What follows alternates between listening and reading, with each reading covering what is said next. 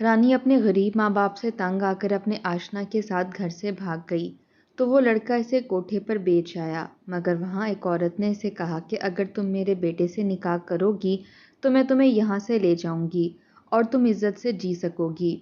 رانی نے حامی بھر لی اور اس عورت کے گھر آ گئی۔ وہ بہت خوش تھی کہ وہ ایک عزت دار گھرانے کی بہو بننے والی تھی، مگر پہلی رات اس نے اپنے شوہر کو دیکھا تو اس کے پیروں تلے سے زمین نکل گئی، کیونکہ وہ تو رانی آج بہت خوش تھی کہ آج وہ سچ میں ایک عالیشان محل کی رانی بن چکی تھی۔ بچپن سے اس کا جو خواب تھا وہ آج پورا ہو چکا تھا اور اب سر اٹھا کر جی سکے گی، کوئی اسے حقارت کی نظر سے نہیں دیکھے گا۔ آج وہ اس گھر کے اکلوتے وارث کی بیوی تھی اور اب اسے یہاں راج کرنا تھا۔ ایک بار پھر رانی کا سر غرور سے تن گیا تھا اور آج وہ پھر تکبر سے سوچ رہی تھی کہ اچھا ہی ہوا اس وقت وہ اپنے غریب ماں باپ سے دور ہی تھی، ورنہ وہ یہاں تک نہ پہنچ پاتی۔ تبھی اس کی ساس نے کہا کہ تم اپنے کمرے میں چلی جاؤ، وہاں اسد تمہارا انتظار کر رہا ہے۔ جیسے ہی کمرے میں داخل ہوئی، وہاں کا منظر دیکھ کر جیسے آسمان اس کے سر پر آ گرا تھا۔ سامنے اس کا شوہر بیٹھا تھا اور وہ ارے رشیدہ اماں، تیری بیٹی تو بہت پیاری ہے، یہ تیری ہی بیٹی ہے نا؟ کہیں سے تو نے چرائی تو نہیں؟ صفیہ کی بات سن کر رشیدہ نے کہا، ارے تیرے منہ میں خاک، کیسی باتیں کرتی ہے تو؟ یہ میری اپنی ہی بیٹی ہے، رشیدہ اماں نے اتراتے ہوئے کہا۔ پاس کھڑی 12 سالہ رانی بہت غور سے ان کی باتیں سن رہی تھی۔ اگرچہ وہ 12 سال کی تھی لیکن اس کا دماغ 20 سال کی جوان لڑکی جیسا تھا۔ اس میں کوئی شک نہ تھا کہ رانی بلا کی خوبصورت تھی۔ وہ اپنے والدین کے ساتھ جس علاقے میں رہتی تھی وہاں کے رہنے والے سب لوگوں کا تعلق ہی نیچ ذات سے تھا۔ کوئی عورت کسی کے گھر میں دائی کا کام کرتی تھی اور کوئی عورت برتن مانجتی تھی، کوئی جھاڑو پوچھا کرتی تھی تو کوئی سڑکوں پر اپنے سر پر ٹوکرا اٹھائے چوڑیاں بیچتی تھی۔ نیز اس علاقے میں ہر طرح کا کام کرنے والی عورت پائی جاتی تھی۔ ہاں لیکن مردوں کا کام تقریباً ملتا جلتا ہی تھا۔ رانی کا باپ کوڑا چننے والا تھا، جبکہ اس علاقے کے باقی مرد بھی کوڑا چنتے تھے اور اس کے علاوہ کباڑیے کی دکانوں پر کام کرتے تھے۔ یہی ان کی زندگی کی حقیقت تھی اور وہ اس میں بہت خوش تھے۔ سب مل کر ایک خاندان کی طرح رہتے تھے۔ زندگی بہت اچھی طرح سے گزر رہی تھی۔ رانی جو کہ اپنے والدین کی اکلوتی اولاد تھی، وہ جب سے پیدا ہوئی تھی ہر کوئی اسے دیکھ کر یہی کہتا تھا کہ وہ بہت خوبصورت ہے، کیونکہ اس کی شکل نہ تو رشیدہ اماں سے ملتی تھی اور نہ ہی اس کے باپ اسلم سے۔ وہ نہ جانے کس پر چلی گئی تھی۔ اس کو دیکھ کر پریوں کا گمان ہوتا تھا۔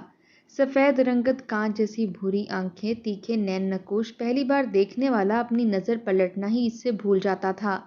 لیکن یہ رانی کی قسمت تھی جو اسے اتنے غریب اور نچلے طبقے میں اللہ تعالیٰ نے پیدا کر دیا تھا۔ رانی کو شروع سے ہی پڑھنے لکھنے کا بہت شوق تھا۔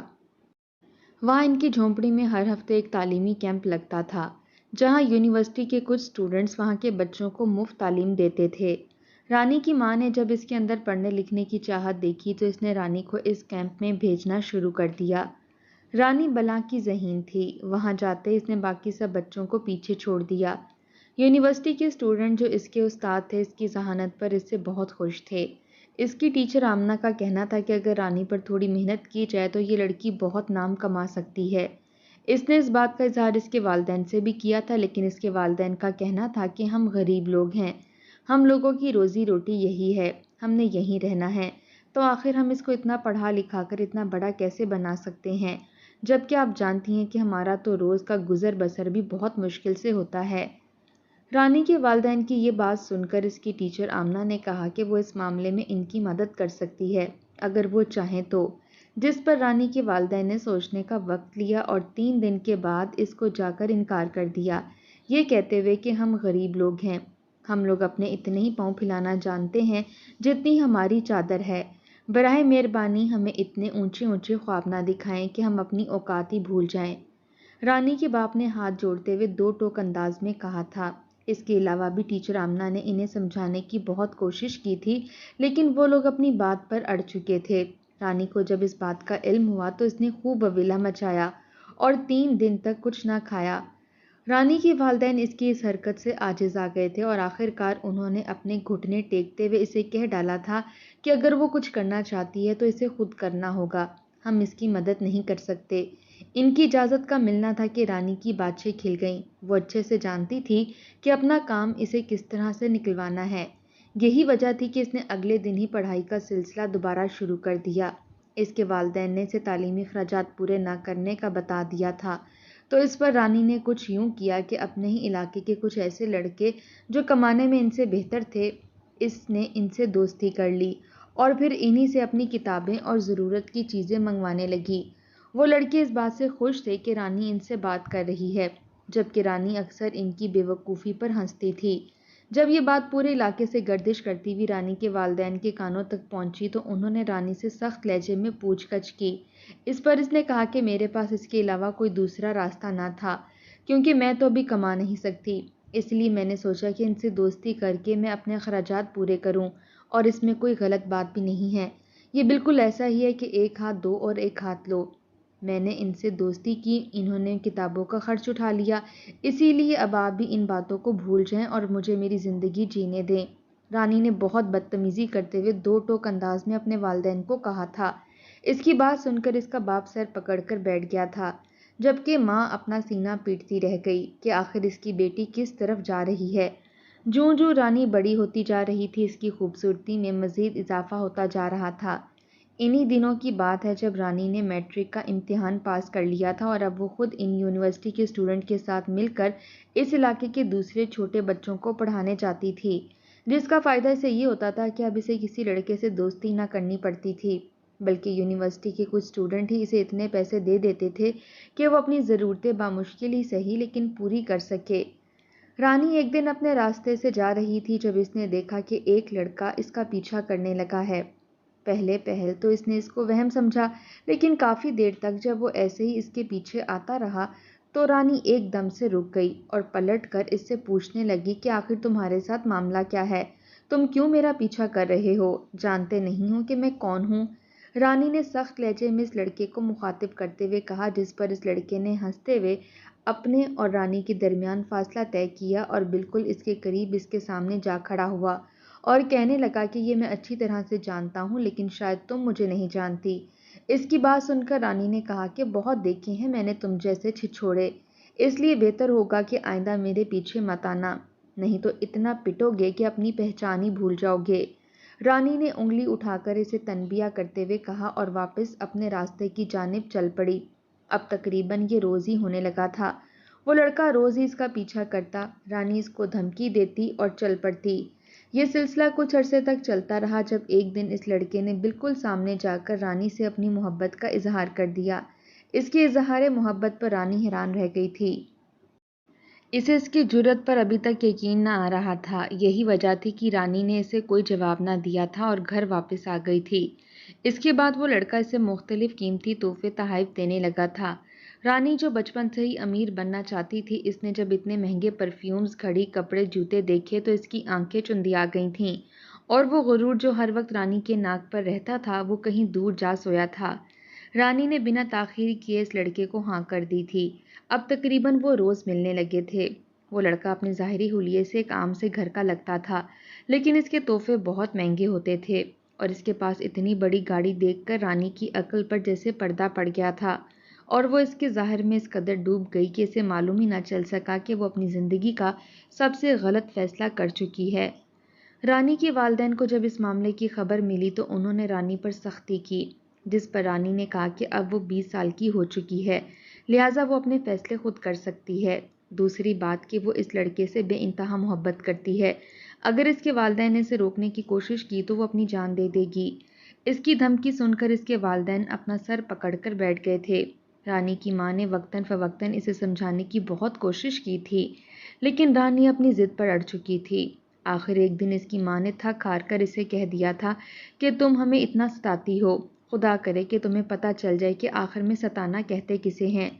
تم زندگی کا وہ روپ دیکھو جسے تمہیں ہماری قدر و قیمت کا احساس ہو جائے۔ رانی کی ماں یہ کہہ کر اس کے پاس سے اٹھ کر کھڑی ہوئی۔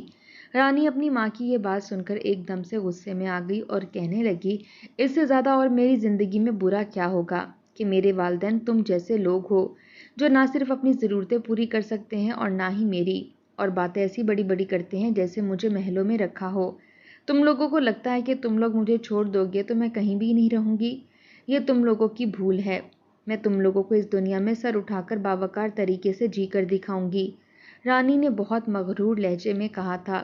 اس کی ماں اس کی بات سن کر آنسو بہانے لگی تھی۔ جو بھی ہو، ایک عورت کو اس کا شوہر یا اس ارد گرد کے لوگ نہیں توڑتے، بلکہ اس عورت کا گھمنڈ، اس عورت کا مان اس کی اپنی اولاد توڑتی ہے۔ آج رانی نے بھی اپنی ماں کا وہ گھمنڈ، وہ غرور توڑ دیا تھا، لیکن رانی نہیں جانتی تھی کہ جس گھمنڈ کو اس نے اتنے گھمنڈ سے توڑا ہے، اللہ کو وہ گھمنڈ پسند ہی نہیں ہے۔ بہت جلد قدرت اسے سارے حساب چکتا کرنے والی تھی، جس سے رانی بالکل بے خبر تھی۔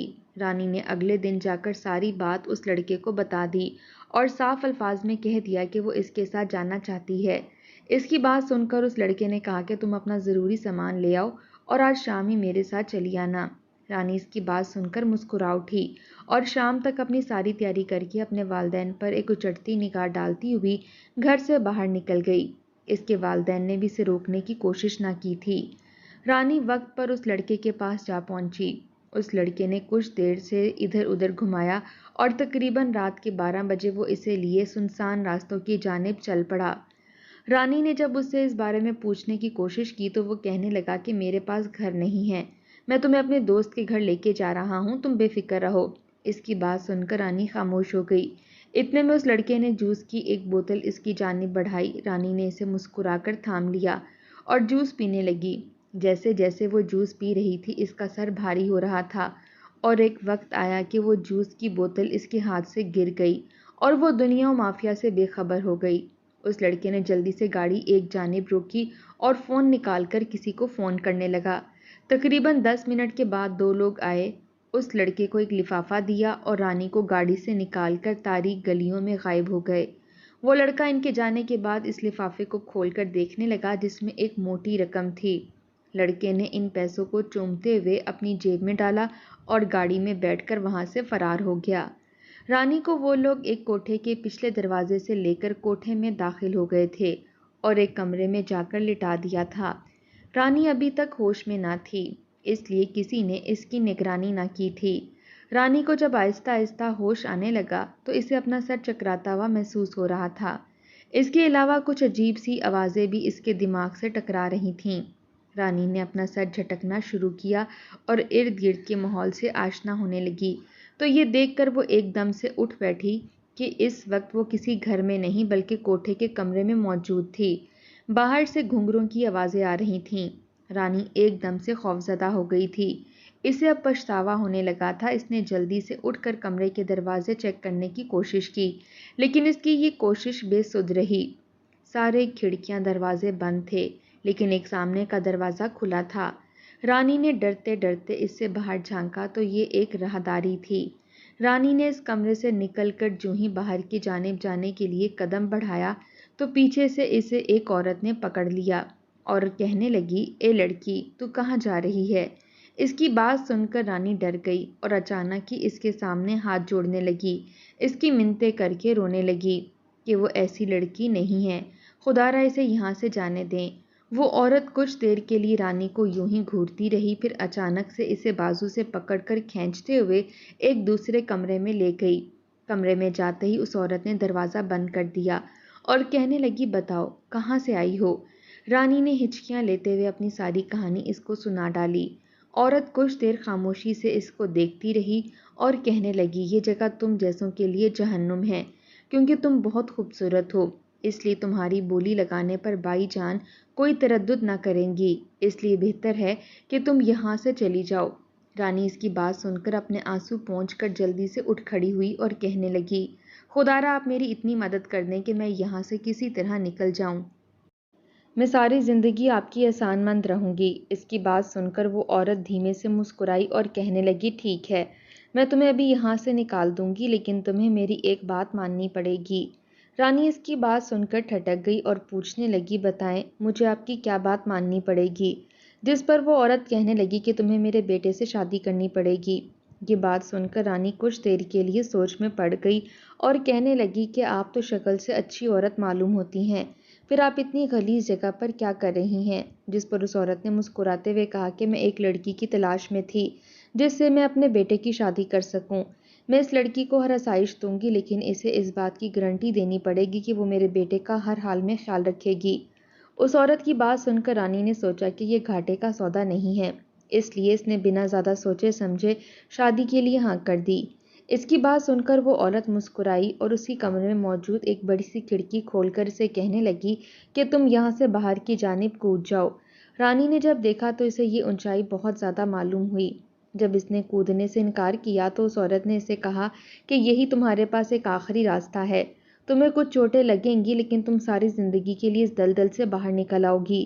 رانی نے اس کی بات سن کر اللہ کا نام لیا اور اس کھڑکی سے باہر چھلانگ لگا دی۔ رانی کو بہت سی چوٹیں آئی تھیں اس طرح گرنے پر، لیکن وہ اپنے اس زخمی وجود کو لیے ایک کونے میں جا کر بیٹھ گئی اور اس عورت کے آنے کا انتظار کرنے لگی۔ وہ عورت تقریباً 1 گھنٹے کے بعد اس کے پاس آئی اور اسے لیے اپنی گاڑی کی جانب چل دی۔ اس عورت نے باہر نکلتے ہی اسے چادر دی تھی جسے رانی اپنے اوپر اوڑھ چکی تھی۔ تقریباً پونے گھنٹے کی مسافت کے بعد رانی ایک عالیشان گھر کے سامنے جا کھڑی ہوئی تھی، جسے دیکھ کر رانی کا منہ کھلے کا کھلا رہ گیا تھا۔ ایسا گھر وہ اکثر اپنے خوابوں میں دیکھا کرتی تھی۔ اس کے والدین نے اس کا نام رانی رکھا تھا اور وہ خود کو بھی ایسے ہی گھروں کی رانی تصور کرتی تھی، لیکن کبھی اس نے یہ نہ سوچا تھا کہ اس کے یہ خواب پورے ہوں گے۔ رانی کی حیرت کے بھانپتے ہوئے اس عورت نے مسکراتے ہوئے کہا، ایسے حیرت سے کیا دیکھ رہی ہو؟ یہ گھر اب تمہارا ہو سکتا ہے اگر تم اپنے وعدے پر قائم رہو۔ اس کی بات سن کر رانی نے فوراً سے سر ہاں میں ہلا دیا اور کہنے لگی، میں اپنے وعدے پر قائم ہوں، آپ بتائیں کہ نکاح کب کرنا ہے؟ اس کی بات سن کر اس نے کہا کہ ابھی اور اسی وقت، میں وہاں سے نکلنے سے پہلے نکاح خواہ کو بلا چکی ہوں، اس لیے اب تمہیں زیادہ تردد کرنے کی ضرورت نہ پڑے گی۔ اس کی بات سن کر رانی حیران تو بہت ہوئی لیکن خاموش رہی۔